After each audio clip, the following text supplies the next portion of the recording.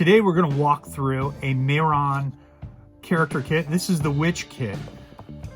As with most Mehron kits, it's going to come with some instructions. This kit is $18.95 and it's available on the theaterhouse.com website. So inside all Mehron character kits, you'll find some instructions on how to utilize this kit and the tools that are in here. So we have the instructions. There's a little covering pad here. Let's see what's in here. First thing we have a wart. And a little wart you can apply, the witch's wart, and you would apply that with some spirit gum right there. And to remove anything with a spirit gum, you're gonna need some spirit gum remover, of course.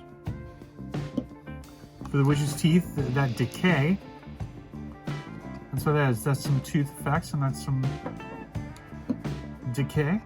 For applying makeup, sort of the broad, this is for the wide area on the face. Think white, green. That's what these are foam sponge wedges. There are two here for applying.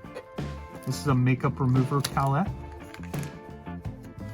For doing some of the accents, some of the eyes, we have both a brush and an eyeliner pencil.